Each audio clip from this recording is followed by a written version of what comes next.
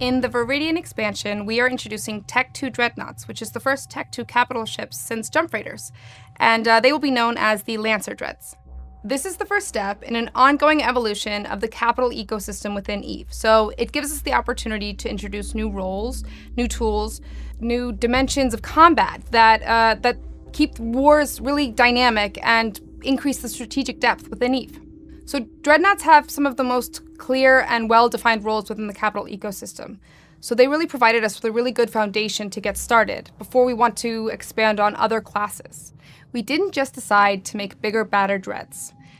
These ships have a very specific purpose, and they give you a new role to master. So with the addition of the Lancers, the Dreadnought landscape looks a little bit different. So for example, we have Tech 1 Dreads that deal a pretty high damage, and they cost the least to create.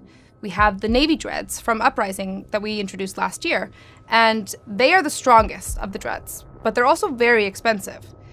We also have the Pirate Dreads, and they have their own very specific utility. And then we have the Lancers, and they really fit nicely into the big picture. So let me tell you more about the Disruptive Lance, which is the Lancer Dreadnought's new weapon. The Lance Doomsday neutralizes the energy around it when it fires, and given that it requires capacitor to fire, this makes firing them en masse from a single ball of ships difficult, plus you're more likely to hit your friends in such an arrangement. This AoE energy newt effect will encourage more thoughtful placement of capital ships on a battlefield, rewarding the side which is best able to make use of them. So in addition to damage applied, when a target is hit, it prevents warping, tethering, using its jump drive, and reduces remote repair received for 60 seconds. So how much damage does it do? Well, if you're in a small ship, not a lot, because the damage will depend on the signature radius. But if you're in a capital, look out. Now that we've talked about the lance weapons, let's meet the Lancers themselves. The Amarr Lancer is called the Bane and is a Tech 2 version of the Revelation. Its main offensive systems are an electromagnetic disruptive lance and missiles, a first for an Amarr capital ship. The Kaldari Lancer is the Karura, a Tech 2 variation of the Phoenix Dreadnought. The Karura boasts hybrid turret capacity, uncommon for Kaldari capital ships, and a kinetic disruptive lance.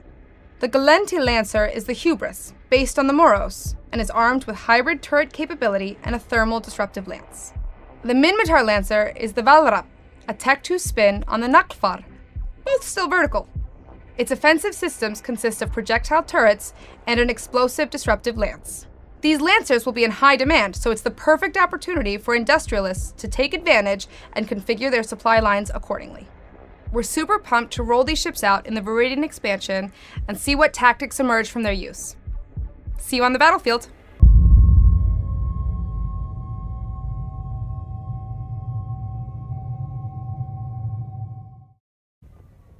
This should have me go into warp here as the laser goes on, and I pick up the effect.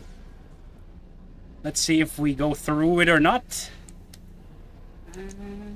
We do, yeah, and we get the effect. And now I'm landing on a friendly fort that I should be docking and tethering at, but I'm stuck. Oh no.